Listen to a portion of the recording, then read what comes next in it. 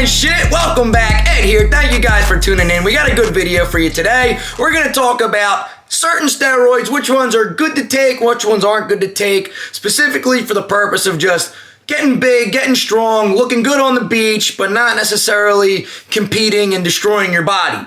Which ones are going to be worth it for you, which ones aren't. We're going to get into all that. Before we start, as always, please leave a like, drop a comment for the algorithm, subscribe. Let's get this shit out to the world. This is a lot of good information, all right? So yeah, all these videos, they're more oriented towards my gym bros, my gym rats who just want to get big and strong, and they're past the creatine phase. You know, they dabbled in maybe some steroids, and we're just looking to get some more information to do it safe and effectively.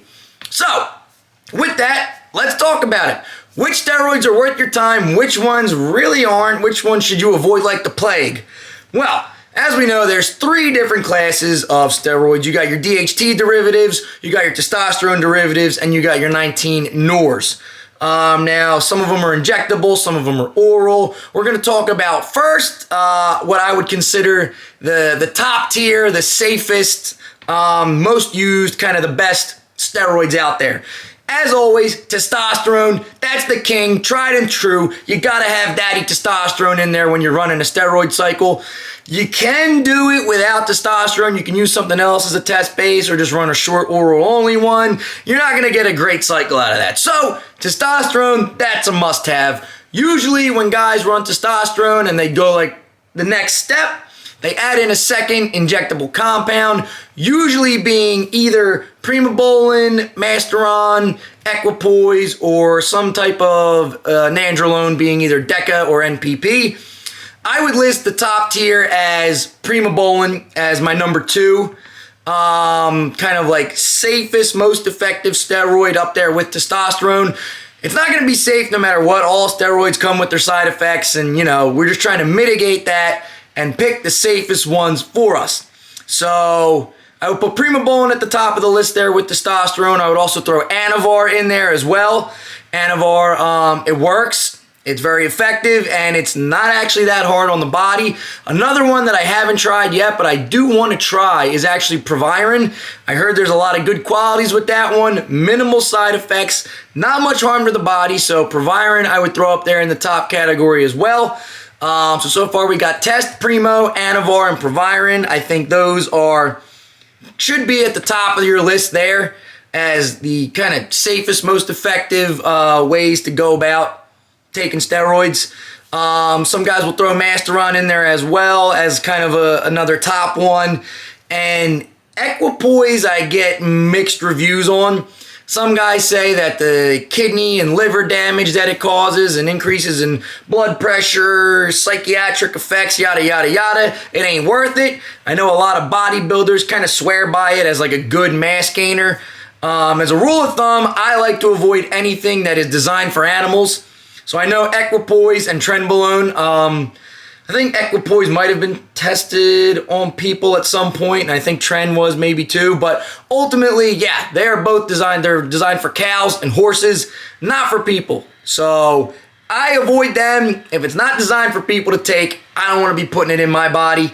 That's just my little personal rule of thumb right there, and those ones seem to kind of have some harsh effects on the body as well. So that's why I like to avoid them. The ones I'm avoiding right now as well are the rest of the nandrolones. So we're talking your DECA, your NPP. This is my personal preference, not saying that they're bad ones. I do think that they're very good. And, you know, they have great properties for gaining mass, for your joints. But all the nandrolones do come with very heavy HPTA suppression. So if you're, say, younger, you're in your 20s, 30s, you're planning to have children maybe soon down the road, and you might have to, like, get off steroids at some point to maybe have kids, your HPTA is going to be shut down for a very, very long time. It's going to take many months, maybe even years, to get your testosterone levels back up, your semen levels back up after dabbling with the nandrolones. So that's why I haven't fucked around with them yet. Definitely later in life, once I've had all my children and all said and done, I'll probably try them out. I'm pretty excited for, NPP and DECA. I heard a lot of good stuff about them. But for the next, at least 5-10 years, I'm staying away from them. I mean, orals in general, you really don't need if you want a good beach body. I would say they're pretty damaging to your liver, your kidneys, your cholesterol, your blood pressure. A lot of them just lead to bloated, like water retention and puffy gains. For example, D-ball. Going to be tough on your organs. It's going to lead to puffiness, water retention, high blood pressure. Similar with Anadrol, Superdrol. Very tough on the body, guys. Winstrol, I don't really think you need that one. I mean, tough on the joints, tough on the liver, tough on the hair. Most of these orals, guys use them for contest prep.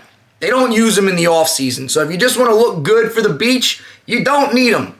You're going to do more than fine with Test and Primo, maybe throw in a little bit of Anavar or Proviron, like I said, the ones I mentioned earlier in the video. Those ones would be my go-tos. Other than that, I mean, we're not MMA fighters. We're not doing no rage in the cage. We don't need no halo testing, no check drops, none of that bullshit. Some of the more obscure ones, you know, you'll hear guys taking them for contest prep and whatnot, but nah, stay away from them. You don't need them. Another one, HGH, not technically a steroid, but guys like to take it. I think that very expensive one. So, I mean, I guess if you're rich and you want to jump on HGH and you can afford it and get actual legit stuff, then it's probably worth it. You know, throw a little bit in there with your Test, with your Primo. But otherwise, I really don't think HGH is necessary or really worth it. You're going to have to deal with all types of stuff too to manage that. Your hands might go numb. You might get diabetes due to insulin issues. And HGH you got to manage, you know, that's a whole separate animal. There are other things that will kind of get you similar effects. For example, there's some SARMs, some peptides that'll do it. So yeah, there's that. SARMs and peptides, you can always throw them in, you know, with your cycles here. They are much safer on the organs and liver for the most part than a lot of these oral steroids. The SARMs aren't going to damage you a whole lot. That being said, you need to do them safely at the right dose for the right time. Don't go overboard with them. But yeah, SARMs and peptides definitely have their place. I think that some are very effective, but we're not going to talk about each individual one today. That video would take forever. Other things that I think you should avoid and that you don't need at all, clenbuterol, T3, T4, anything that's going to really mess with, you know, your thyroid, your metabolism. Clenbuterol is going to lead to cardiac issues. You don't want that shit. You don't need to be super diced and 3% body fat to be the best looking guy on the beach. And you don't need to take steroids out the wazoo to do it either. I'm on 150 milligrams of testosterone, and I would say I'm bigger than 99% of the guys that you're going to see on the beach, okay? So a little bit goes a long way. You don't need to be doing the most all the time. So there is kind of where my tier ranking of the steroids are. Which ones are worth it to try, which ones are kind of the safest, the best bang for your buck, and which ones I think really aren't worth it, at least for me personally at the moment, and, you know, in general. So yeah, there's some that are definitely more deadly than others.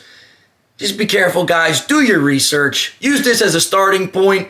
Go find some other sources to check with too, but you're going to find the same consensus again and again and again. Testosterone, Primobolan, Anavar, Proviron, maybe Masteron, you know, Deca or NPP when the time is right.